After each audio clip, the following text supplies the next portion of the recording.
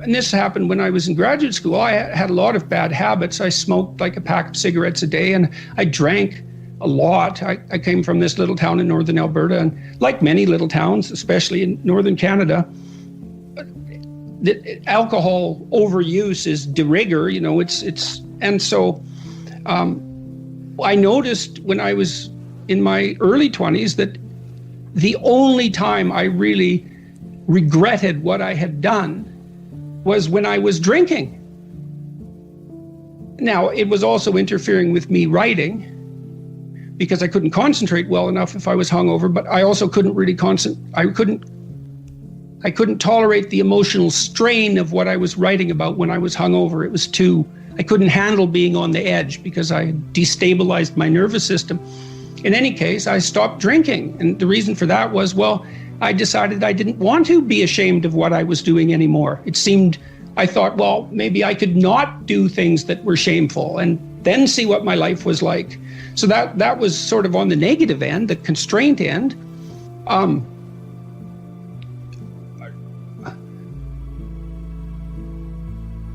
I think people get, on the more positive end, people get deeply involved in what they're doing if they're in the right place in the right time. So that I would say you can tell, this is the idea of heaven on earth to some degree. When time stops, when you're not aware of the duration of time, when you're so engaged with what you're doing that you're not aware of the duration of time, then you've got the forces of chaos and order balanced properly. You're not stultified and bored. That's an excess of order.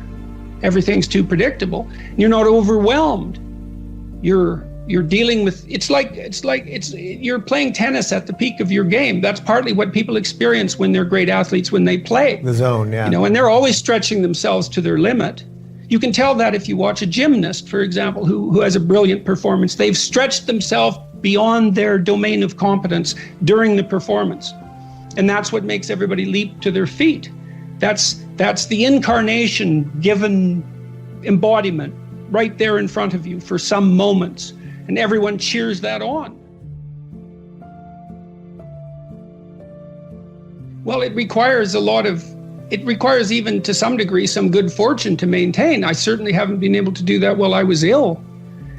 And time, one of the consequences of my illness, whatever it was or is, was time dilation. Like days lasted weeks. It seemed like minutes lasted hours. And I mean that literally. And that was terrible. The weight of time. It's the weight of brute mortality. It's the weight of self-consciousness. And you escape that immersed properly. So, and that second chapter is a pretty practical chapter. It's like, well, if you're not who you want to be, then think about how you could be better.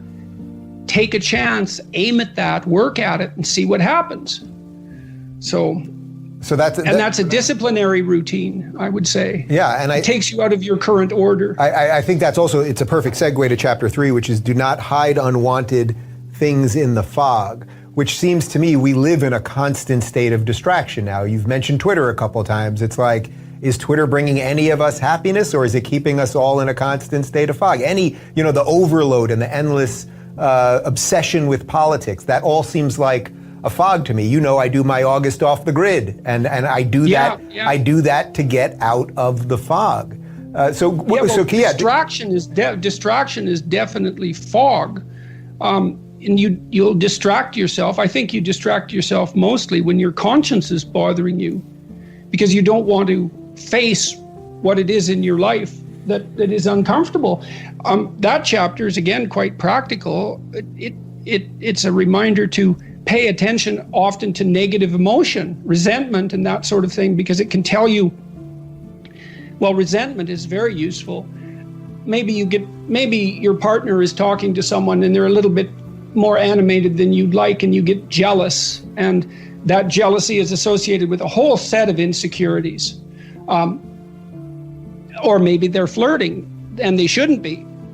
It's not that easy to determine, and maybe you'll have a big fight about that, but you could just as well pretend that didn't happen The emotion comes up. I'm jealous, I'm resentful. It's associated with experiences like that in the past. The psychoanalysts would have called that a complex. You could notice that. You could think, well, should I be jealous? Is there something wrong with me? Or there's something wrong with my partner? Or there's something wrong with the relationship? And you have to untangle that. And who knows what you'll have to untangle to get that straight. Or you can bear the jealousy and see what'll happen in the relationship. Or maybe it'll disintegrate because your partner is flirting and you ignore that. It's not like you repress it exactly. And this chapter is an attempt to distinguish repression from this hiding in the fog. It's that you get a hint that something's wrong. And then you have to unpack that hint to pull the information out. So maybe your partner is flirting and they shouldn't be. And so then you have to find out why they're dissatisfied with the relationship, or what's tempting them, or what is crooked in their soul at the moment, or what they're dissatisfied about. Terrible journey of exploration and discovery. That's always presented as something that's positive. It's often not at all. It's so hard. It's like doing surgery on a suppurating wound. It's no wonder people avoid it. But it's not helpful. Because all it does is leave those things grow and multiply in the dark. And if you ignore them, they just cascade. Do you think that's just self-protection for most people? That most people, they see it, they know that truth behind them, whether it's about their partner or whatever it might be, but it's just self-protection, like, oh, I just got to keep moving on as things are, that we're just creatures of habit or something like that? Well, sometimes it's that, and it especially gets to be that if it's accumulated for a long time, because if you wouldn't have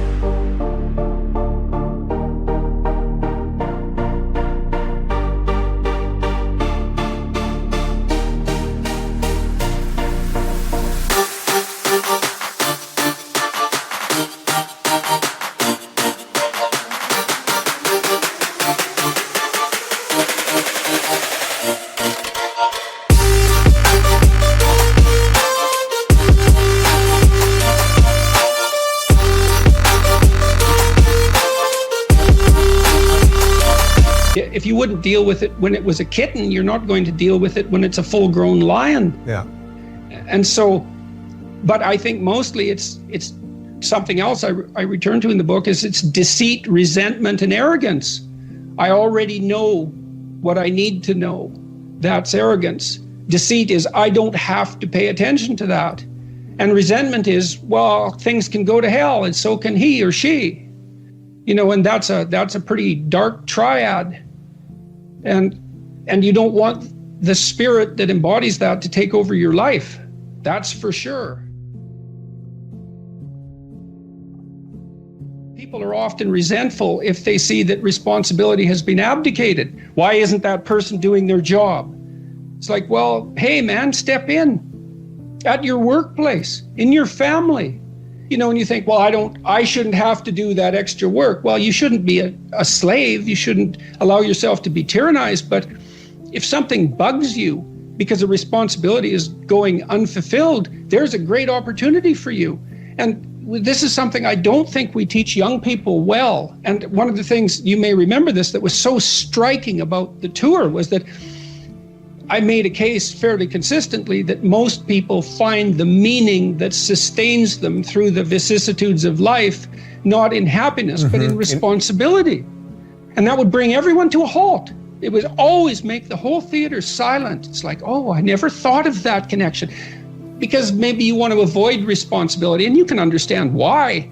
You can understand why. You hide from it. Like Abraham one of the biblical stories, Abraham, he stays in his father's tent till he's like 80. And then God gets fed up and tells him to get the hell out and grow up. And everything that he encounters is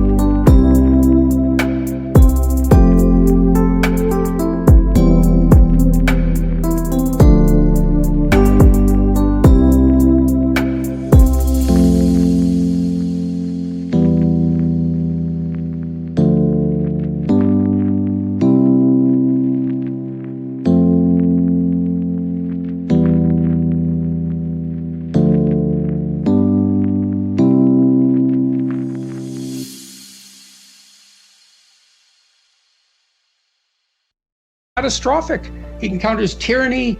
The Egyptians conspire to steal his wife. He encounters starvation and war. That is what you encounter if you go out in the world and you think, who the hell wants that? I don't want the responsibility. It's like, well, yes, you do, as it turns out. There's nothing better than responsibility. Now, I say that with some caution. I think that it's hard to say. The responsibility, I've been overwhelmed by my apparent responsibility. But I think it's also kept me alive. And I mean that literally.